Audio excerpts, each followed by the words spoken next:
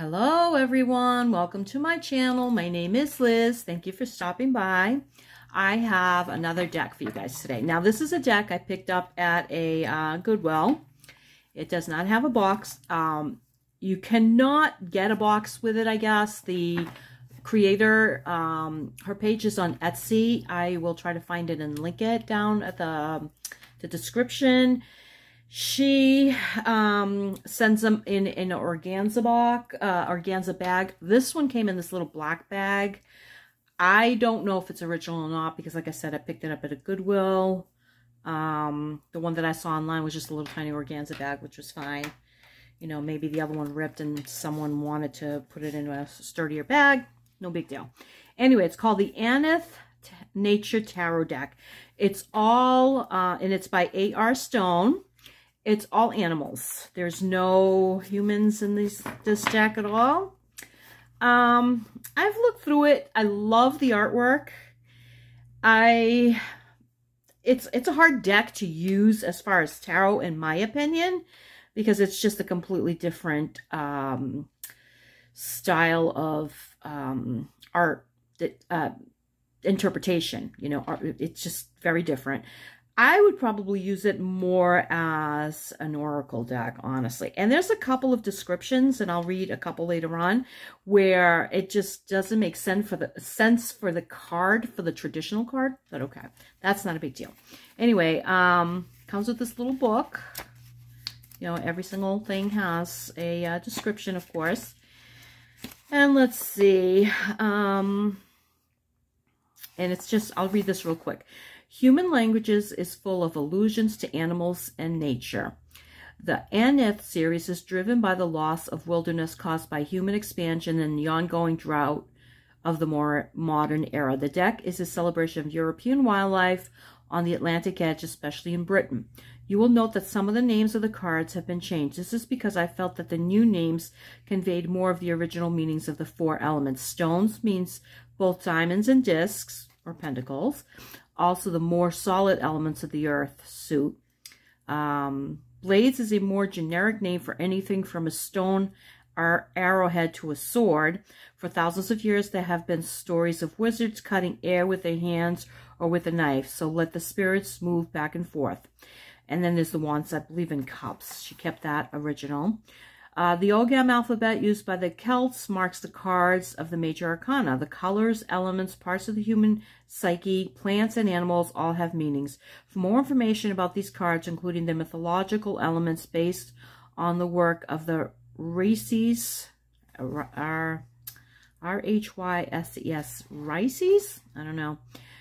Joseph Campbell and Sir George Fraser, visit the website at www.anieth.com. I did go on that. You can't buy the cards here. You have to go through Etsy. It's kind of a odd a website, actually. Anyway, it's just a basic little thing. It reminds me very much of the Scarabeo, other than it's only in English. Okay, so anyway, the cards are very cute. It's just, I don't see it as far as tarot because they're so different, but they really are. The artwork is really cute. And where she says that the Ogham is featured in the major arcana, I know it may be, but I can't see it. There's like no specific area where you can see. Some of them you can. I think I found it in a couple of areas, and other areas I didn't. So I don't know. When I was putting it together, because it was all out of order, I put it in order for you guys. Anyway, all right, so here we go. The Fool, the Magus, the High Priestess. Now, I'm going to tell you right now that this lettering here, the color is no good. I don't like it. It's very hard to read. And, like, you can read it on this one, but if they had just gone with straight black, or a different color, or made this just white here, whatever, it would, because some of them, they're so hard to read. You'll see when I show you. Anyway, the Empress, the Emperor.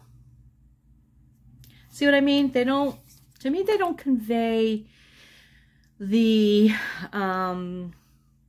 traditional tarot. They just don't. the Oracle. So this would be what, the Hierophant? Yeah, the Hierophant. You know, it's a beautiful bird. It almost looks like a hawk. Kind of, I'm pretty sure it's a hawk, but I'm not 100% sure. The Lovers, I do like this one. I think that's very sweet. The Vehicle, so that would be the Chariot. That doesn't have a chariot. As a matter of fact, Chariot, in my mind, it's standing still, but it can go really fast. Snail, on the other hand, is pretty slow. Sorry, I'm just mixing my coffee up. But, well, it's on water, so I guess it's moving faster than normal. So it's kind of a clever idea, but doesn't fit my idea. Strength. I think that's a bobcat. See how hard that is to read? That is so hard to read. Solitude. So this would be the Hermit. I mean, that's, in a way, that's actually good because you can use this more as an oracle deck. In my mind, it's going to be used more as an oracle deck. So Fortune, which would be Justice. No, not Justice. Justice is 11. Fortune, oh, the Wheel, I think, the Wheel of Fortune. 11, which would be Balance. So that would typically be Justice. 12 is Sacrifice. So that would be the Hanged Man. I don't see Sacrifice yet. Hold on. I got to pause it for a minute. My dog's losing his mind again. All right. He had his little meltdown. Let's see. He's been terrible the last couple days. I don't know what his issue is. Just losing. You know what it is? I know what it is. A bunch of people out there mowing lawns and stuff. And I think his hearing's starting to go. So he's hearing things that aren't there. But right now there was actually a dog walking by and there's another one barking. But sometimes it just barks randomly. It kind of scares me. Anyway. Sacrifice, which would be the Hanged Man. Like I said, I don't see that in that, but okay. Death. Poor little bats. Bats always get a bad rap. I love bats. They're eating all the skeeters. You know? But I guess some people are afraid of them. Compassion. So this would be... Temperance, I think? Which I would expect that to be more balance, you know. So some of the meanings have been switched around. Mischief, which would be typically be the devil, and that's a raven or a crow, it looks like. I don't know why it's got white there though. But that's a cool bird. I love crows and ravens. The Storm, which would be the Tower. I do like that. The Star. I mean, the artwork's beautiful. I love it. I really like this one, the moon, with the bunnies in the moonlight. I love that. The Sun with the dolphin. Oh, is that a baby? And there is a baby dolphin there too. Very pretty. Nemesis. So this would be Judgment, right? Yeah, because that's the, or is this the, wait a minute, the Sun? Wait a minute. The Moon, the Sun. Do I have this in? Oh, you know what? Do I have it? Order. Where's Judgment? I guess Sun, Judgment. Oh yeah, that's right. That's the order. Judgment. Nemesis. I don't know.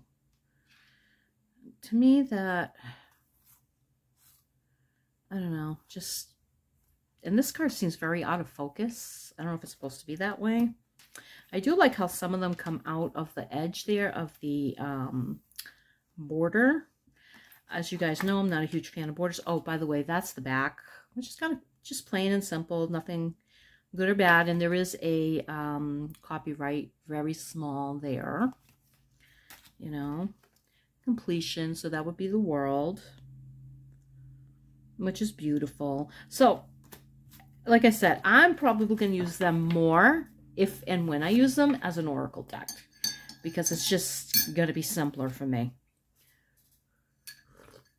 Because some of it does not, I don't, this particular imagery, as beautiful as it is, I don't read it that well. Okay, so Ace of Wands. Two of Wands. This gives me the vibe of the Moon.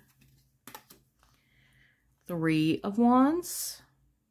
And that would be more the Hanged Man to me, you know. So 4 of Wands. What is he looking at? Is that a little mouse? I think that's a little tiny mouse that he's looking at.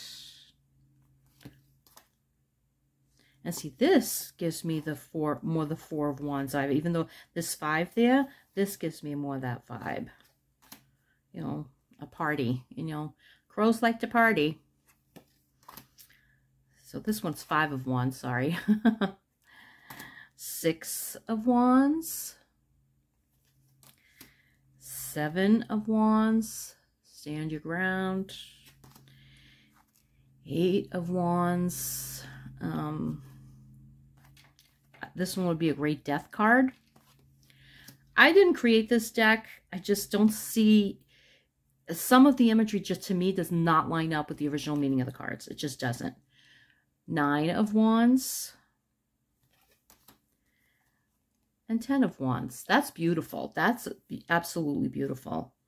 I do not get the vibe of, you know, being burdened or anything with this card at all. Or this one. This is beautiful with the poppies. I mean, the artwork is absolutely beautiful. I like the artwork. I'm not... I'm not impressed with how the names of the cards, but that's, you know, neither here nor there. I'm sure some people love them, and they are beautiful. They really are. Muse of Wands, and that right there is, it's all leaves, but this right here is a moth, if you can see it, which I love. Hero of Wands. So the hero would be the knight. So that's the page, that's the knight. The Queen of Wands, which I love. That's so pretty. I love it. And the King of Wands. And it's a bobcat with a baby. I like that too. The art, like I said, the artwork really is gorgeous. So we're going to cups now. Ace of Cups. Now this one does allude to the original ace because, you know, it has the... oh, actually, no, that would be a page. See, I could see that more as the Page of Cups because it's got the fish there. Okay. 2 of Cups, and those are otters playing in the sand in the water. 3 of Cups, which, I don't know, they look sad. They give me more a vibe of the 6 of Cups here. 4 of Cups.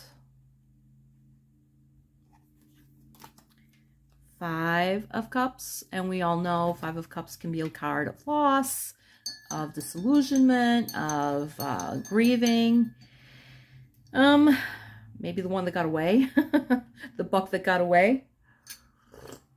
Maybe that's what that could be. That could be that, I guess. 6 of Cups. I like that. Look at the face on this guy. Look how cute that face is. Oh my God, that's the cutest. The artwork really is adorable on this one. I love it. 7 of Cups. Which, I don't see the 7 of Cups meaning in that one. Okay, 8 of Cups. 9 of Cups. And the 10 of Cups. Very different imagery. Very, very different. The Muse of Cups. And this one here, that almost looks like a mosquito. I don't know what it is, but it almost looks like a mosquito. Hero of Cups. And the Queen of Cups. And King of Cups. It looks like a salmon or something. And that's a heron, I want to say. Or something like that. Crane, maybe. I forgot to tell you about the quality. The quality of the cards is okay. They're all right.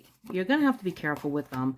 They have kind of that regular Rider-Waite value to them, except Rider-Waite has like more of, I should say the little Scarabeo Rider-Waite, I believe. Or is it Llewellyn? I forget which one. They have more like a plasticky feel to them, which makes them sturdier. These, they're not very sturdy. They're not very sturdy. And they're a little bent, but that's because they were in that case, and you know, sometimes they just get bent, like they have a little bit of a curve, but that happens. I don't know why. My husband says it's the way the paper is, so it makes sense. Okay, so this is the blades, which would be the swords. I like that owl. He's cute. 2 of blades. 3 of blades, which is the 3 of swords. I don't see the heartache in this card at all. He's just playing. He's a fox goofing around. You know? 4 of blades. 5 of blades, which is that a score? What is that up there? Some sort of animal up there. And 5 of swords generally is, you know, there's a bully. So that one kind of like gives me, is that a skunk? That might be a skunk. Careful. The bully can get in trouble. 6 of blades. 7 of blades. 8 of blades. 8, I don't see it. 9 of blades. 10 of blades. Okay. The 10 of swords. I don't see that there. You know, the despair that happens with the 10 of swords. I just don't. But the card is beautiful. Muse of blades. Hero of blades. Queen of blades. King of blades. He's beautiful. I do like the king and queen. Although she gives me much more, this one gives me much more a vibe of Queen of Pentacles, which here on this deck it's stones. So here we go. Ace of stones. So that's some sort of snake, adder maybe, or whatever. You know, if you don't like snakes. 2 of stones. 3 of stones. 4 of stones. They're kind of like off, they're like stuck on a little island there. You know, that doesn't give me the vibe of the typical 4 of Pentacles, that's for sure. 5 of stones. This one doesn't either, and I think I read on this one, because this one gives me more the vibe of 5 of Wands, where they're goofing around fighting. So it's almost like some of the meanings haven't been twisted or turned. You know, I'll pull this one out, and I'll pull the other 5 out, and you guys will see what I'm talking about. 6 of stones. This is the 7 of stones. Typically, the 7 of Pentacles is your harvest is coming in. I mean, depending how you can read the card multiple ways. Another way is you're tired and you're kind of done. And you're just waiting for everything to finish up. With this one, in the meaning, it means theft. The theft card generally is the 7 of swords, or deception. And this one here is kind of like it's supposed to be that. So I don't know why that's like that. I'm not the creator. She doesn't explain. So 8 of stones, 9 of stones, the 10 of stones, which would be the 10 of Pentacles. I would have loved to have seen like a little family of bears, you know, kind of enjoying the berries. It would have looked, and it would have looked really cute, and it would have been part of the actual meaning. Okay, this is so pretty. I love this. Muse of stones. Hero of stones. He's so cute. See, this would have been great in the 10 of stones, or 10 of Pentacles. This little thing here would have been awesome. This little thing. This picture with the 3 little bears and the mama bear, I think that would have been so perfect. Okay. And the King of Stone, which is a beautiful bison. All right, so I'm going to read a couple of the imagery for you. Let me grab the 5 of Wands. What's this here? 8 of Wands, 7, 6, 5. So that's the 5 of Wands. And this is the 7 of Stones. let's do the Seven of Wands and see what the difference is. Actually, not the Seven of Wands, the Seven of Swords, because that's the one in my mind I associate with thievery. Okay. And then I'll worry about the others. Okay. All right. So we have these cards here. The Five of Wands, Five of Stones. Let's see how they line up. So this would be the Five of Wands and the Five of Pentacles. Okay. So Five of Wands. Struggle. It can be a struggle. Our emotional lives are often a struggle. The Five of Wands is about this ongoing struggle. The card signifies lust, contention, desire, frustration. This card means that underneath a calm appearance, violent emotions are at war, unseen by others, but felt. Okay. I guess that could be part of, I mean, everyone has their own interpretation. I see the Five of Wands as just annoyances. People who are just trying to get you goat, but not a huge deal. You know. And then in reverse, Five of Wands reversed indicates that one of the players feels that the show is no longer of any use. This card is a sign that caution must be observed. For resignation often leads to battle and failure. It means that the spirit has been defeated. So it means struggle, and in reverse, it means resignation, giving up, basically. I don't know. I don't see that, but okay. Five of Stones. So stones this way. Yeah, Five of Stones right here. So Five of Pentacles. And the Five of Pentacles usually is poverty, despair, being left out in the cold, not having a place to be, loss, some sort of loss. So let's see. So the Five of Stones here is competition. See what I see the Five of Wands as competition. Often mastery is followed by competition. Many people enjoy healthy competition, but competition can lead to dealings that are not fair or just. This card represents a turning point where the extroversion of the querent leads to stealing the show. This is a warning card. Is this competition healthy and playful, or is it too serious and the reward so great that people will do anything to win? Reversed, desertion. The reverse of this card shows the result when the competition becomes too intense, desertion. This card signifies how competition can turn a mutual exchange into one that is unfair and ultimately unprofitable. This card may indicate that some kind of social struggle is eliminating excellent people by chasing them away. I think that her interpretations are fine. I just don't think they apply to this particular card. I would see that, honestly, as the Five of Wands, and I probably always will, because that's the traditional, more the traditional interpretation. Okay, so Seven of Blades, Seven of Blades, Seven of Blades. Okay, so Seven of Blades, Artifice. I'm not even sure what artifice means, and I'm pretty well read.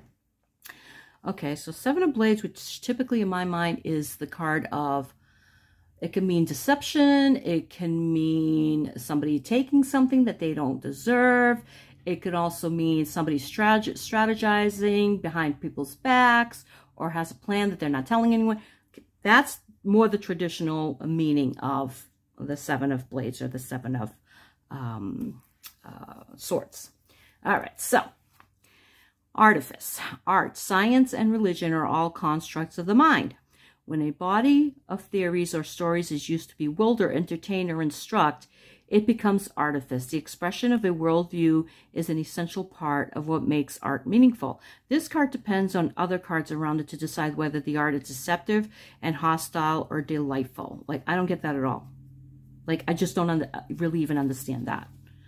That's not even, has nothing to do with her writing. It's just, I personally, to me, it's just so different that I don't even really know what that means. And in reverse, truth. The Seven of Blades reversed is a card of truth. Art, science, and religion claim to be in pursuit of the truth. However, there is not just one truth, but many truths. And much of what we consider truth is merely convenience. This card can either be a warning or a breakthrough depending on the other cards around it. Okay, I can see that. Whereas if it's a Seven of what do you call it? Seven of Swords reversed. I get it. I don't usually do reversals unless by some chance they do come up reversed. So it can be the card of truth. I see a few other cards as that, like the Ace of Swords, the King of Swords. Those two can be very much truth for me. This part here, I'm just like, I'm not even understanding because, I mean, art, like where she says here, art, science, and religion claim to be in pursuit of the truth. I mean, everything's subjective. Everything's subjective, whether it's art, science, or religion. Well, science is more concrete. They were always looking for answers, but a lot of the other stuff is honestly is just subjective. So, I don't know. Okay, Seven of Stones. Let's see what that one says. And it's supposed to be Seven of Pentacles, which generally Seven of Pentacles is more about your what you've worked for starting to bear fruit. Okay, so Seven of Stones, meaning theft. This card represents the point where outward expression becomes antisocial. This card indicates that the game has become too serious and some people trying so hard to win or dominate that they are willing to commit a crime. Look for envy, sloth, and desperation. I've never seen that with the Seven of Pentacles. Never. I don't know how that could possibly be an interpretation for that. Invention. The Seven of Stones reversed will balance out, reverse its invention. The Seven of Stones reversed will balance out any other cards in the spread, making them worthwhile. As one moves inward from the outward expression of acting, a surge of genius can take place. If one is creative with materials and supplies, services, or connections between people, this can be a fruitful time of great harvest and productivity. Okay, so she's taken the, usually the positive aspect and turned it into the reverse card, making that the positive aspect. Okay. I don't know. I don't know what the motivation is of this deck or the inspiration for it is, other than it's about wildlife, which I love.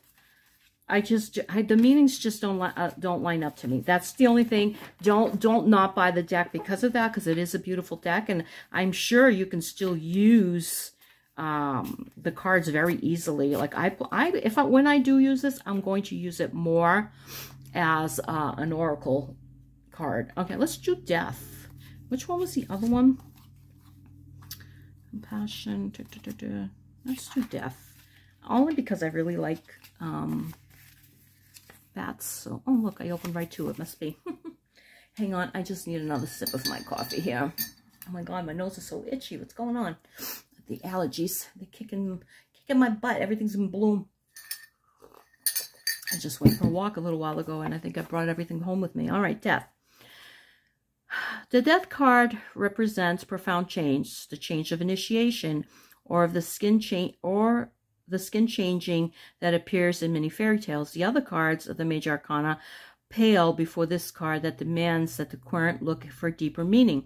Often not in the immediate question, but in the more fundamental question. The word marb is related to the word mortal and also to the words marvel and martyr. Although we often associate death with killing, the card represents not too violent change, but profound change. Ogam letter I is the yew tree, Idho. So is there a yew tree there? I don't see a yew tree. Okay. Oh, maybe in the back. There is something in the back. It's kind of in shadow, like just a slight shadow. So maybe that's what that is. The death card reverse means the opposite of change, to be numb or in deep slumber that is virtually catatonic. The death card's appearance means the loss of life or animation. Reversed, it may mean that the situation can go nowhere because its roots hide underground in the land of the dead. That makes perfect sense. I get that one. Very, very much so. That's definitely a great death description of the death card. All right, let's do Nemesis here, because Nemesis is the judgment card. So the Nemesis card represents the act of atonement. Justice weighs out the matter, but the Nemesis card means that a payment must be made. In ancient times, every person, animal, and tree had its price, for prisons did not exist. Everyone paid fines for everything. If this card appears, there is a matter to be settled. The word gnome means the action of making amends. Ogam, letter N, is the ash tree, neon. In ancient times, if a person could not pay the penalty for an infraction of the rules, that person was usually sold into slavery. Often people sold themselves into slavery to save their families from the debt. If the Nemesis card is reversed, it means that the fine or penalty is so high for the misdeed that the court should weigh out whether or not it is really worth doing. I like that. That's actually a really, really good interpretation of the judgment card. I do like that. So, all right. Well, I'm iffy on the descriptions. I do like those two. But I think the cards really are beautiful. And I believe it's $40 with free shipping on her website. Like I said, I will link it. Because if you like the imagery, let me move this more in the middle here. If you like the imagery, you will enjoy this deck, because it is an absolutely beautiful deck. I don't know if she's the artist herself or if she just did the book. I'm assuming she did both, and honestly, she's very talented. I love it. All right, you guys, thanks for stopping by. I really appreciate it. Have a great day wherever you are, and blessings, and thank you.